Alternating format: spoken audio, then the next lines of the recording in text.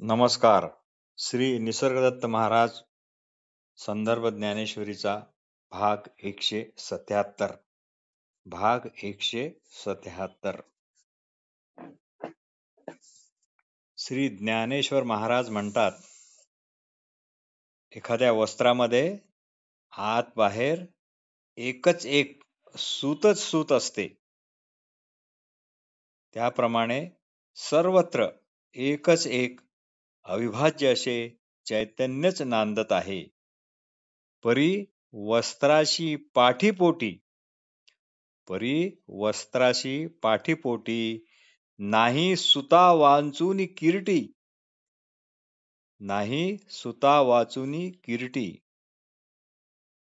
त्याप्रमाणे ज्ञानी माणसाची ही ज्ञानदृष्टी असते. त्याला सर्वत्र एकाच चैतन्याचा विलास दिसतो. त्यामुळे त्याचे चित्त हे स्थिर होते. मग सुख म्हणून ओळखता येत नाही आणि दुःख हे दुःख म्हणून ओळखता येत नाही. जसे एखाद्या खांबाला दिवस आणि रात्र ही सारखीच असते, त्या खांबाला प्रकाश आणि अंधार हा पण सारखाच असतो. जसे गाढ झोपलेल्या माणसाच्या शेजारी एका बाजूला अर्धनग्न उर्वशी जरी झोपली काय आणि दुसऱ्या बाजूला विषारी सर्प फणा उभारून बसला काय, त्याला त्यावेळी त्याचे काहीच भान नसते, किंबहुना दोन्ही सारखेच असते. पै निद्रिताचेनि आंगेसी साप तैशी उर्वशी. तो ज्ञानी मनुष्य सोन्याला सोने म्हणून पाहत नाही आणि शेणाला शेण म्हणून सुद्धा पाहत नाही. त्यामुळे ते दोन्ही सारखे असे म्हणायला सुद्धा तेथे काही वाव नाही. म्हणून तयाच्या ठाई शेणा सोनया विशेष नाही. रत्नाला रत्न म्हणून तो पाहत नाही आणि गारगोटीला तो गारगोटी म्हणूनही पाहत नाही. त्याला ते सारखे असे म्हणायला सुद्धा काही तिथे वाव नाही. तात्पर्य, ज्ञानी माणसाजवळ भेदबुद्धी नसतेच. श्री निसर्गदत्त महाराज म्हणतात, जो ज्ञान ऐकल्या गेला पण तशाच्या तसाच तो परत आला असे व्हायला नको. निसर्गदत्त महाराज असे म्हणतात, एखादा मनुष्य ज्ञान ऐकायला गेला पण तो तसाच्या तसाच तोच्या तोच म्हणून परत आला असे मात्र कधी व्हायला नको. ऐकायला गेला तो संपूनच आला असे व्हायला हवे. ऐकायला गेला तो संपूनच आला असे व्हायला हवे. तुम्ही जेवढे जेवढे ऐकाल ते खरं मानलं म्हणून तर तुम्ही आता हे सर्व भोगत आहात. तुम्ही खरं मानलं, आता तुम्हाला ते भोगावेच लागणार. आपण पूर्वीपासून असलेल्या जगात जन्म घेतला हे आपण खरं मानलं, पण ते खरोखरच खरे आहे काय? अर्थात नाही. तुमचा जन्म झाला त्याबरोबर जग आले. तुमचा जन्म व तुमच्या जगाचा जन्म हा एकदमच झाला. ही अद्भुत गोष्ट श्री निसर्गदत्त महाराज सांगतात. हे सर्वांच्याच बाबतीत खरे आहे. आपण पूर्वीपासूनच असलेल्या जगात जन्म घेतला ही केवळ कल्पना आहे. हे आपल्याला अज्ञानी लोकांनीच सांगितलं आहे. तुम्ही ऐकले, आता त्याचे पतन तुम्हाला भोगावेच लागणार. तुम्ही अज्ञानी लोकांचे ऐकले की तू पूर्वीपासून असलेल्या जगात जन्म घेतला आहे, मग आता त्याचे फळ तुला भोगत राहावे लागणार. तुम्हाला त्यामुळेच मृत्यूचे भय वाटते, कारण तुम्ही तुमची योग्यता जाणली नाही. जो सदैव मोकळा आहे त्यालाच तुम्ही सक्त मजुरीची किंवा जन्मठेपेची शिक्षा दिली आहे. मुळात आत्मज्ञान म्हणजे आपण असणेपणानेच असावे हेच ज्ञान. मुळात आत्मज्ञान म्हणजे आपण असणेपणानेच असावे हे ज्ञान हे विश्वरूप आहे. विश्वरूप आहे म्हणजे किडा मुंगी कोणताही आकार असो, ब्रह्मदेवाचा आकार का असो ना, हे असलेपणाचे ज्ञान सर्वातच आहे. आपणच केवळ ज्ञान असूनही खाद्यरूपी अन्नरूपी अन्नमय कोशाला म्हणजे देहाच्या पिशवीला आपले रंगरूप मानले. ज्ञानाला मुक्ती मिळणारच नाही, कारण ते मुळात मुक्तच आहे. तुमच्या असणेपणाविषयी तुम्ही एकनिष्ठ राहा. थोडे दिवस प्रथम कठीण जाईल, इतकेच काय ते. पण हे ज्ञान तुमचा अव्हेर कधीच करू शकणार नाही. सद्गुरु कृपा म्हणजे दुसरे तिसरे काहीही नसून आपणच चैतन्य हेच खरे स्वरूप आहे, हे उघड होणे होय. आता हे उघडे चैतन्य मीच देह या रूपाने वावरू शकत नाही. व्यक्तित्व संपले आणि व्यक्त उरले. व्यक्त म्हणजे उघडे चैतन्य. मी एक अमुक अमुक अशी व्यक्ती आहे. ही कल्पनाच गेली. ही चुकीची भ्रामक कल्पना गेली. आता केवळ उरते व्यापकत्व. या व्यापकत्वाला माझे व्यापकत्व, तुझे व्यापकत्व असे म्हणता येत नाही. केवळ आणि केवळ ते व्यापकत्वच होय. आणि इथेच थांबा. सद्गुरु प्राप्ती म्हणजे स्वरूप प्राप्ती.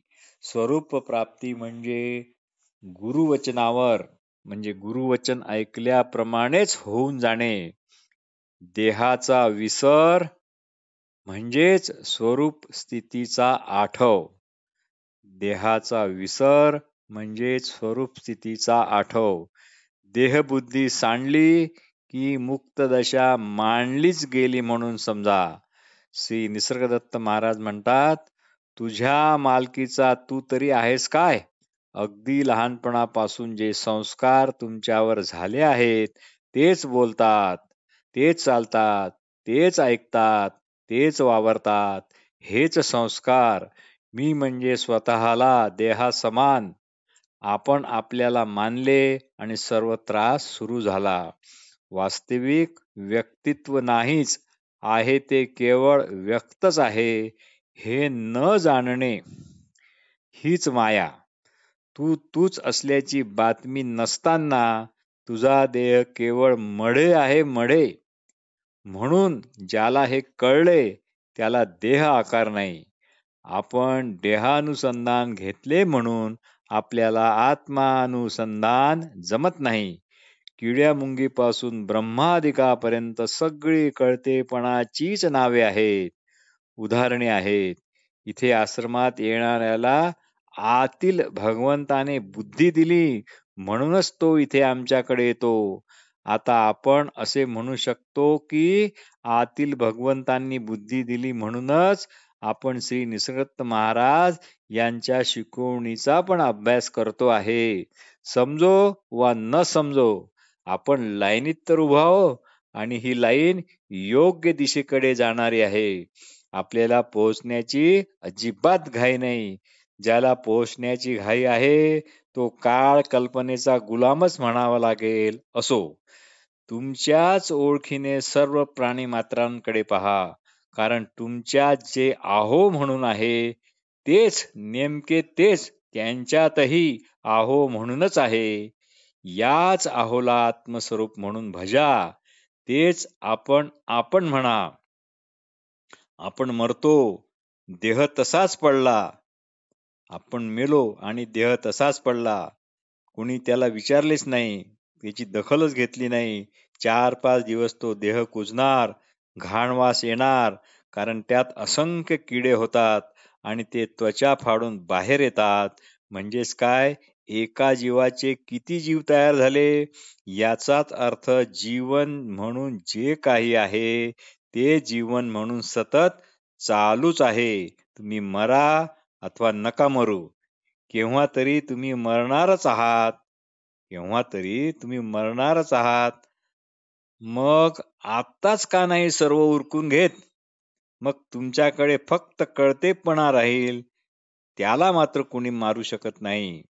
आपण जिवंत असावे हा आग्रह स्वरूप प्राप्ती झाली की आपोआप जातो. चिंतन करणे जर सुटतच नसेल, चित्ताचा तो धर्म असेल, तर आपल्या विदेही अवस्थेचे चिंतन आपण का करू नये? म्हणून श्री निसर्गदत्त महाराज म्हणतात, आपल्या विदेही अवस्थेचे चिंतन करा. तुम्हाला कळता हाच ब्रह्म आहे याचा पुरावा. तुम्हाला कळता हाच ब्रह्म आहे याचा पुरावा आहे. तुम्ही असल्याच्या ज्ञानाच्या मुळाशी परमात्मा आहे, हे आमरण लक्षात ठेवा. सर्वांचे देह हे देहांच्याच ठिकाणी आहेत, एवढेच लक्षात ठेवा. मी देह आहे असे म्हणू नका किंवा मी देह नाही असे पण म्हणू नका. फक्त एकच बोध प्रगाढ करा, तो म्हणजे सर्वांचे देह देहांच्याच ठिकाणी आहेत आणि ते आपापल्या देहधर्मानुसारच वागत आहे. बाकी मला काही माहीत नाही असे म्हणा. देह देहांच्याच ठिकाणी आहेत हे न जाणल्याने देहाचे भोग स्वतःवर तुम्ही लादून घेतले आहे, ओढून घेतले आहे. इतकेच जाणा हेच महत्वाचे आहे. श्री निसर्गदत्त महाराज म्हणतात, जगातील सर्वच भाषेतील शब्द केवळ फसवे आहेत, लबाड आहेत. कारण जर त्या शब्दांना जाणणाराच नसेल तर त्या शब्दाची किंमत काय, तर शून्य. जाणीव नाहीशी झाली, पण हे कळले कुणाला? ध्यानामध्ये ध्याता जाणता नाहीसा होतो असे म्हणतात, पण हे कळले कुणाला? जाणवते तोवरच व्यक्ती. जाणीवच नसेल तर? तू आहेस हे तुला जाणवते ते स्वरूप प्रेम. आणि मुळाकडे जायचे असेल तर भटकणे बंद करा. काहीच सोडायचे नाही. पण तुम्हाला जे काय माहीत आहे ते तुमच्यापासून वेगळे आहे एवढेच जाणायचे आहे. कारण ते तुमच्यामुळेच प्रकाशित होत आहे. पण प्रकाशित होत आहे आणि ते परप्रकाशित असल्यामुळे तुमच्यावर अवलंबून आहे आणि जे अवलंबून असते ते मिथ्या असते. हा वेदांताचा प्रमुख सिद्धांत आहे. म्हणजे सर्व मिथ्या आहे. आमच्याकडे असलेले आहो हे ज्ञान हे आयतेच आहे, अवांछित आहे. फक्त हे मनापासून ऐकायचे आणि हो म्हणायचे. मिथ्या आहे हे कळणे याचेच नाव वैराग्य. काही टाकणे, घरदार टाकणे, संसार टाकणे, काही टाकणे म्हणजे वैराग्य नव्हे. तुम्ही असल्याची जाणीव हीच भगवती महामाया आहे, तिलाच शरण जा. मग ती पण तुम्हाला तिची ओळख करून देईल आणि मग प्रपंच संसार तुम्हाला उत्तम तऱ्हेने करता येईल. गुरुवचन हेच तुमचे स्वस्वरूप, त्याला मात्र विसरू नका. वाचारहित जप जितका करता येईल तितका करा. त्याच प्रमाणात तुमच्यात बदल होत राहतील. वाचन, श्रवण, मनन, चिंतन जरूर करा, पण त्याचा संबंध ते तू आहेस या गुरुवचनाशी स्वतः पडताळून पहा. मग लक्षात येईल की स्वतःला नाहीसे करून जे काही उरेल तेच सत्य, तेच तुम्ही, तेच असणेपणाने तुम्ही आहात. ह्या चालू क्षणीच तुम्ही केवळ तुमच्या जवळच असू शकता. इतर वेळी, इतर काळी फक्त तुम्ही कल्पनेत असता. ऐकलेले ध्यानात आहे की नाही याकडे सतत लक्ष ठेवा. ज्ञानशक्ती म्हणजे पुरुष आणि प्राणशक्ती म्हणजे प्रकृती. ह्याचे स्वरूप नीट समजावून घ्या. शांत निवांत राहता येणे हीच सर्वात मोठी सिद्धी आहे. शांत निवांत राहता येणे हीच सर्वात मोठी सिद्धी आहे. बाकी सर्व चलबिचल सिद्ध्या आहेत. निवांत राहता येण्यातच आराम आहे. आत्मारामाचा सहवास आहे. अमका तमका मी हे विसरणे हेच ध्यानाचे रहस्य आहे. श्री निसर्गदत्त महाराज म्हणतात, आमचे हे निरूपण ऐकताना तुम्ही तल्लीन होता. म्हणजे काय? अमके तमके पण विसरता. अमका तमका विसरणे म्हणजे जणू जगाला म्हणजे काल्पनिक जगाला विसरणेच होय, किंवा कल्पनेचा त्याग करणेच होय, आणि मूळच्या सहजावस्थेत येणेच होय. एवढा मोठा लाभ आहे. म्हणजे मूळच्या सहजावस्थेत येता येणे हा किती मोठा लाभ आहे. अजून तुम्हाला यापेक्षा मोठा लाभ कोणता हवा? दुसरा कोणता हवा असेल तर ती केवळ हाव म्हणूनच समजल्या जाईल. गुरुला जर काही मोबदला, गुरुदक्षिणा द्यायची असेल तर आपले स्वरूप तुम्ही ओळखा. चालू क्षणातच जगा. कारण हा चालू क्षण म्हणजे तुलाच झालेला स्पर्श आहे. हाच तूच असल्याचा खात्रीलायक पुरावा. नवनाथांच्या काळी एकदा शिष्याला काय ते उपदेश सांगत आणि नंतर परत 12 वर्षांनी येत, तोपर्यंत इकडे खरा शिष्य तयार होत असे. याचा अर्थ गुरूंनी शिष्याकडे सतत वारंवार जाऊ नये आणि शिष्यानेही गुरुकडे सतत सतत जाऊ नये. नाहीतर हा शिष्य मला प्रिय किंवा गुरु माझाच सर्वापेक्षा जास्त जवळचे असा भ्रम होईल व गुरुवचनाकडे दुर्लक्ष होऊन गुरु ही व्यक्ती म्हणून तिचे स्तोम वाढविले जाईल. उद्या जर गुरूंनी दाढी मिशा काढून आधुनिक कपडे घातले, गॉगल विगल लावला आणि तुमच्या समोरून जरी गेले तरी तुम्ही त्यांना ओळखणार नाही. कारण तुम्ही जिकडे तिकडे त्यांचे फोटो लावून, गळ्यात त्यांचे फोटो टांगून एकच एक प्रतिमा सतत मनात पक्की केली आहे. म्हणूनच श्री निसर्गदत्त महाराज म्हणतात की मी कुणाचा गुरु नाही, माझा कुणी शिष्य नाही. सर्व व्यवहार हे केवळ आठवणीवर, प्रतिमा निर्मितीवरच आपले चालत असतात. ही माझी बायको, ही माझी मुले, हा माझा जमीन जुमला, हे माझे वाडे राजवाडे. पण मेंदूच्या पेशींना एक जरी रक्ताचा थेंब कमी पडला तर मग आपल्याला काही आठवत नाही, किंवा जास्त वय झाले की स्मृतिभ्रंश हा रोग होतो. मग काही ना आठो त्यावेळी सुद्धा आपण आहो हे मात्र कधीही विसरल्या जात नाही, एवढे मात्र निश्चित.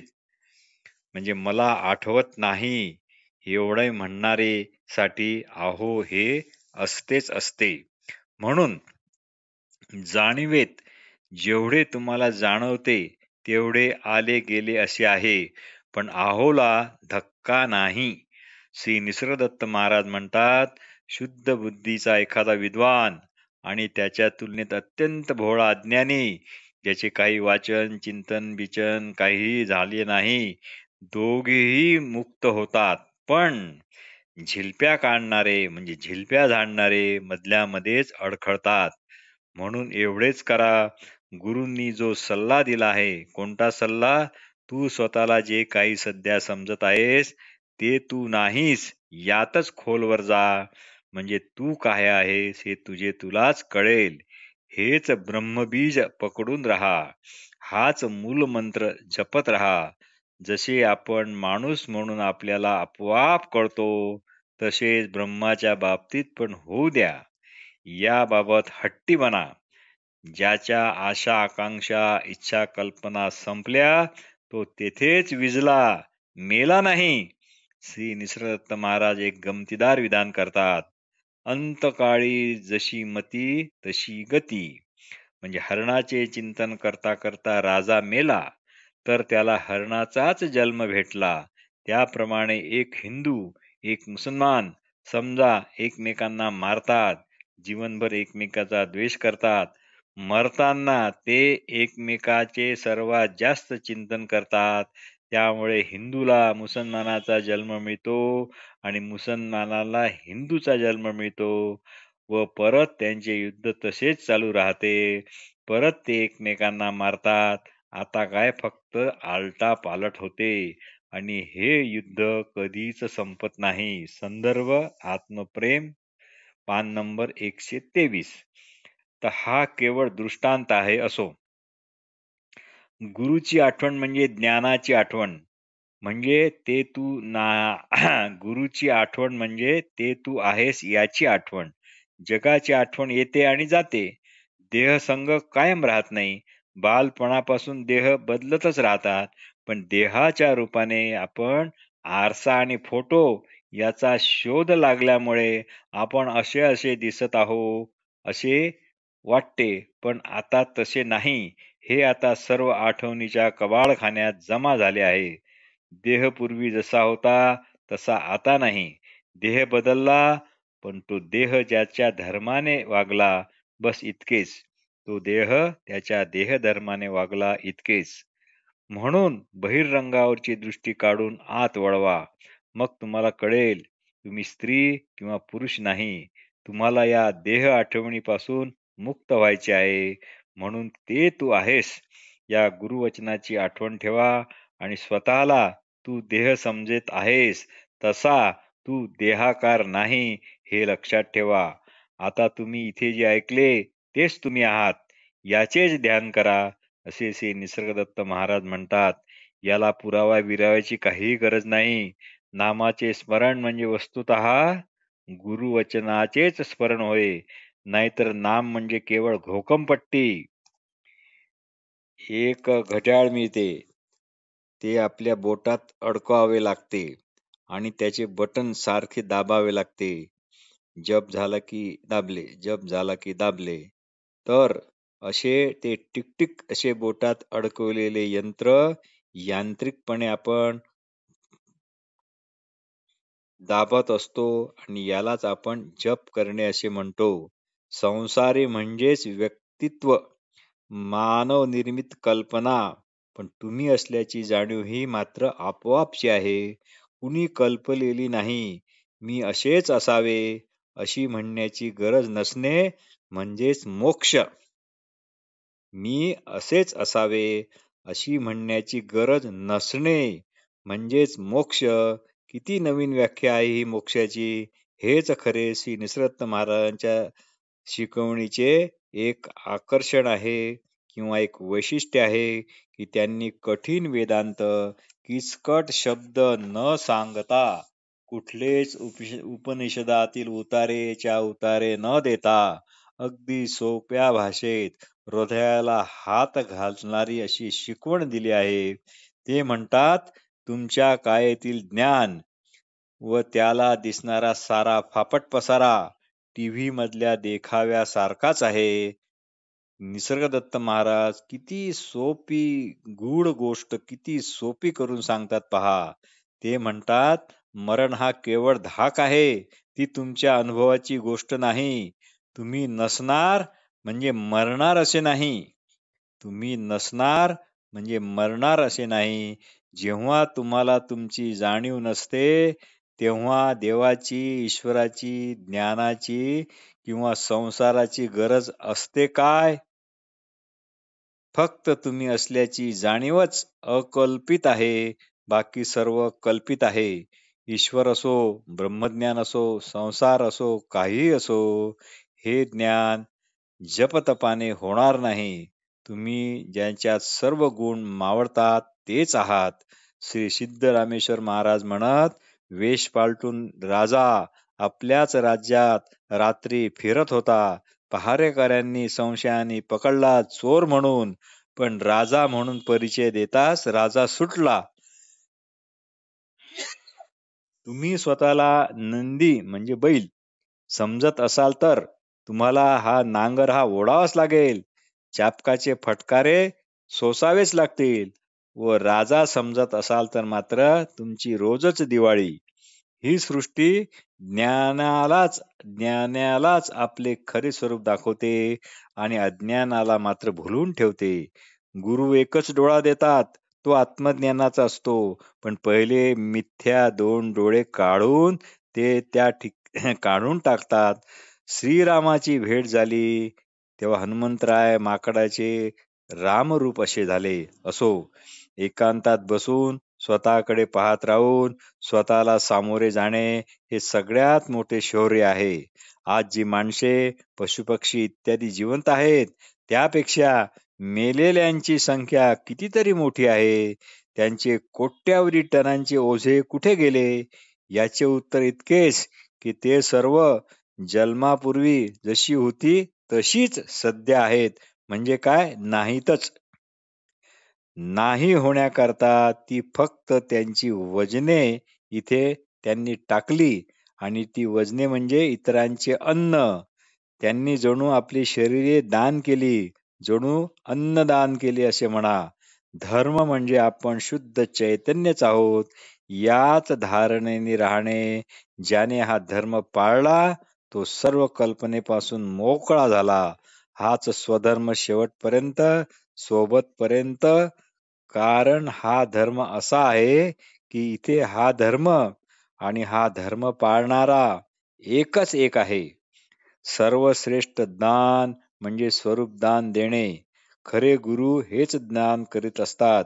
विषळ व्याळे दिधलिया मिठी, विषळ व्याळे दिधलिया मिठी, तेने उठणे नाही ताठी, ते तुझिया कृपा दृष्टी, निर्विष होय. असे श्री ज्ञानेश्वर महाराज गुरुविषयी प्रशंसा करतात. हे जाणून शांत दक्ष रहा.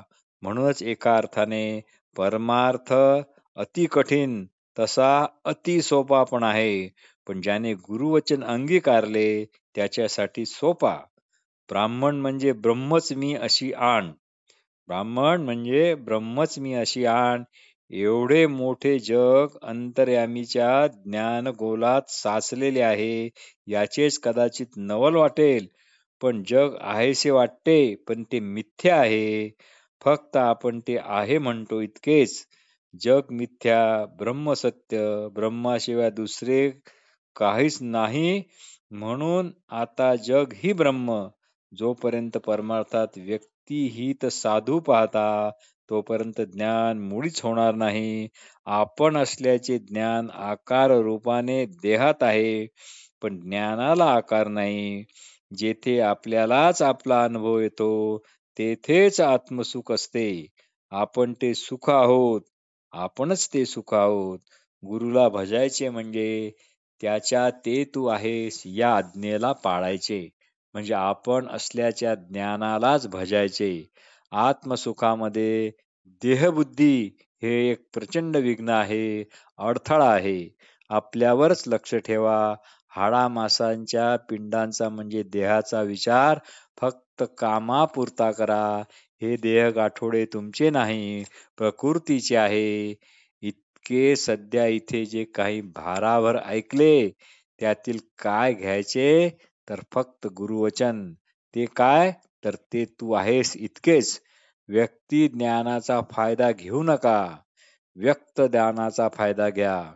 व्यक्ती ज्ञानाचा फायदा घेऊ नका, व्यक्त ज्ञानाचा फायदा घ्या. माझे म्हणजे या एकाच व्यक्तीचे भले व्हावे असे व्यक्तित्व सोडा आणि व्यक्तत्व घ्या. व्यक्तत्वाची काया ही नभरूप आहे, नभासारखे रूप या राघवाचे. व्यक्तित्वाची काया ही नभरूप आहे. देह म्हणून तुम्ही तडीपार व्हा. कोट्यावधी शरीरात वावरूनही व्यक्तत्व हे नेहमी नभासारखे निष्कलंकच असते. यावेळी मरण ही कल्पना तुम्हाला हास्यास्पद वाटेल. नमस्कार. मौज में रहो, अपनी महिमा में रहो. धन्यवाद.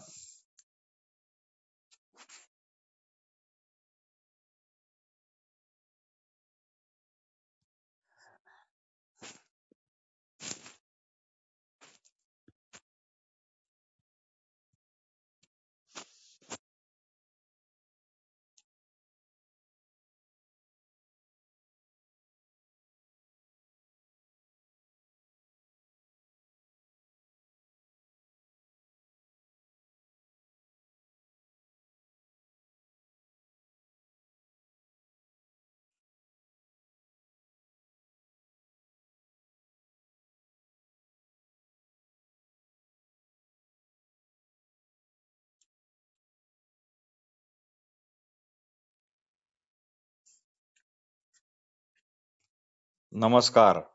श्री निसर्गदत्त महाराज संदर्भ ज्ञानी